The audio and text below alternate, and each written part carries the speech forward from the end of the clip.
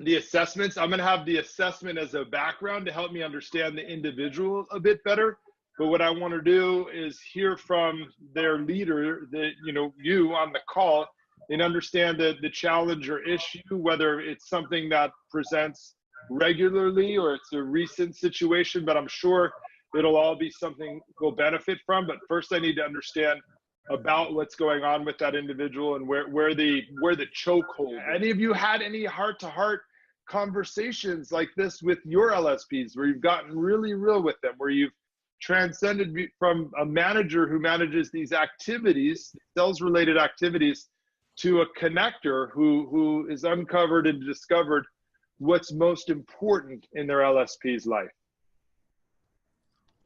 So I had someone several years ago, Neil. Yes. And hey, Linda. she, I inherited her, and okay. I could see that she was going through the motions, and she was a body, yes. But it wasn't.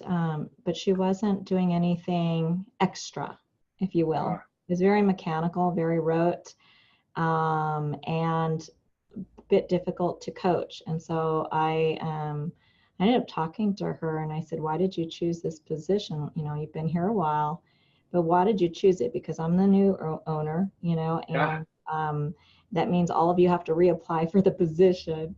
So I need to understand, a little bit more. And she went from one position to another. She had been, she was relatively young at that time period. This is going back 6 years, mind you. Yeah. And so the conversation was, well, I did this before. And so it was really that she didn't have a plan for her life. She just applied at different jobs, and then she would get something. And that's how she landed here. She had some skill sets that were transferable. And so she just landed. And but you could tell her with her interaction, she was very thoughtful. She was, she was a good communicator, with the customers. They liked her, but she wasn't going to go that she didn't have that extra love or passion. Yes. If you will. And so I sat down with her and I said, this is not the best use of you here for the clients or yourself. And I said, have you ever thought about what you would really do if you didn't have to work for money? And so I actually helped her with a resume, and she actually ended up, I gave her a path of 2 months. Let's work on some skill sets and some things towards where you want to go. And I helped exit her out. And she's still one of our clients too, by the way. But she ended up going back to school, and she's doing what she really loves. But it was, it was me saying, listen, this is not helping either of us, because you're going to be one of those angry, LSPs or CSRs in 10 years going, I wasted my life. I said, yes. So if we just do this right now, we're not going to have to divorce each other later. It's just a lot better. I'm really good at resumes. Let me help you with this. And because she was scared, she was young at the time. I think she was 23 years old. Yeah. Very bright girl, but afraid of doing things beyond her comfort zone. So I shoved her out there, and I just gave her a pathway of how to get out there and encouraged her. So I helped her with her resume. We identified some things that she was passionate about, because clearly this was just a job, and it was safe for her. She knew where to go every single day, but no one had pointed her in any direction. So sometimes you got to go and take a step further, okay? Because I've done that a few times. I've helped people exit them out by giving them a strategy, because this is the wrong place. You got to eject them, but kindly. Yeah. Well, and dare I say, first I want to acknowledge you, Linda. That's tremendous. That is an example of what we're actually talking about. So Craig, we want to cut that, because I don't want it to all be my talking head and your talking head. But that is the quintessential example of the agency owner intervention. Okay, that's the significant life experience, and the beauty of the proximity that's created in this room is I really love Allison. I really love Linda's question. I would just make one tweak to it, but we should all write this down and use it. She said, I asked her, why did you choose this job? Okay, that's a tremendously powerful question. What we want to do is, the only shift I would make to that, Linda, and for everybody else moving forward, is ask the question, why did you choose this role? Because we want to have people have roles in our organizations, not jobs. But you know what I'm saying? It's just a little little micro tweak. But the point of what Linda did there is tremendous, because initially you might be like, oh my God, like, wait a minute, like that seat's not now open. I got to go hire somebody else and everything like that. But Linda has freed up her most powerful and least abundant resource of time, right? And so she was quickly and effectively able to connect with another human need and understand their most important outcomes. Name, why did you choose this role? Right? And from that, she realized rather quickly and you know, quite obviously, that this young woman's most important outcomes weren't necessarily aligned with her overall mission. And she had a choice there to just, you know, thank her for coming out or to support her in her life. So she spent some time, human to human, to support this woman, doing her resume, landing somewhere else. And I suspect not only has she landed as and continued as a client, but probably a raving fan client. There's probably at least a handful of other clients that are there that we don't know about, just because of Linda's impact on this woman's life. So yes, she lost a seat, but she gained bandwidth and freedom and flexibility. She supported another human being in her life's path, in finding her life's path, because many of us that are older, it takes a lot longer to get to that place. You know, and you don't want to wake up 20 years from now and be like, oh my God, how did I get here? Right? So she helped this other woman, but then it also freed up a place, a seat for her to go through this entire process and find somebody to bring in that checked all these boxes. And again, they're going to do it for their own reasons, not yours. So we could teach them all the steps and you know, the questions to ask and the build the wall and help me understand how the $6 a day is going to impact. Those are all our reasons, and they'll get us kind of tactically over the hump. But ultimately, when we can associate their reasons for being there, to put food on the table for their family, maybe they don't need money to feel and be challenged. I mean, listen, I freaking love this.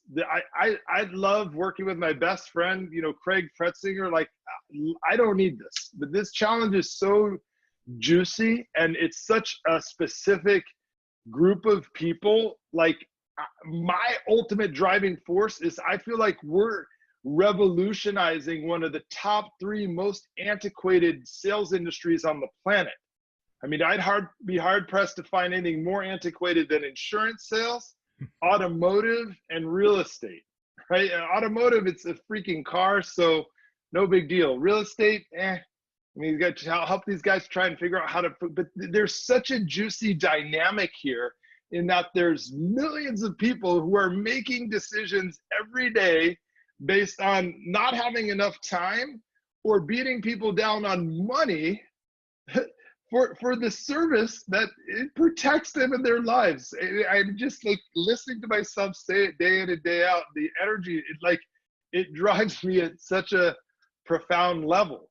So then all this other stuff becomes easy, you know, because it's like a means to an outcome. It's not that we want to get $200 a month. I want to get 200 people in here so that we hit this tipping point that someday all of us can look back and say, remember when people made decisions for insurance based on price? And we're seeing different commercials and we're seeing different things focused on family values and protection and what this is really about. So again, unlocking that driving force. And if it's not a fit, if we can't create a path that enables their most important outcomes to be served by meeting ours, it's better, like Linda did, to support them in moving on than it is to try and box them in to meeting our outcomes. That's old school. We don't manage people and personalities anymore. And you're a job, you have a job, you're an employee, I'm a manager, and this is how we do it. And if we don't do it, I'm going to fire you. Linda is far ahead of the curve. That's why she's producing at extraordinary levels, because she's moved beyond that old school stuff and transcended into a leader who is willing to step in and have meaningful conversations with her staff to uncover their most important needs. And if we can align on those, great, they get to stay. And what a great environment to work for with Linda. And if they don't, it's not not kicking them to the curb. We're hopeful and grateful to send them to something that may be more fulfilling for them. That was awesome. Thank you, Linda. Anybody else have any experience doing an intervention or something like that, or have any questions? I suspect for most of you, this may be the first time that you're stepping into something like that. But what I'd like to really suggest, I mean, I don't know, it's homework or whatever it is, but everybody should go back and pick one LSP and have this kind of breakthrough meeting with them. You know, go through what I went through, or just play Linda's video, and just have that breakthrough connection with them.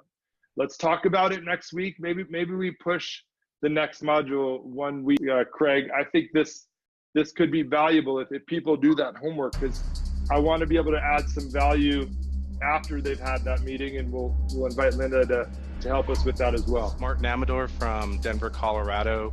I've been an agent for about 1.5 years. Been using Agency Vault for about 6 to 8 months, and it's really helped me kind of streamline my hiring process and my onboarding process for a new LSP, and just to recruit, to train, and then to retain them too. So it just really helped me have some structure in that, especially being a new agent. It just really helped me do that. Yeah, so the thing that really helped me is just the assessments, and just to help me find the right staff that I'm looking for, right? Look at their qualities, and then be able to train on it too. So the different modules that help you break down the sales process were very specific to that assessment that we give our employees, or we give the new hire. It helped me raise my premium.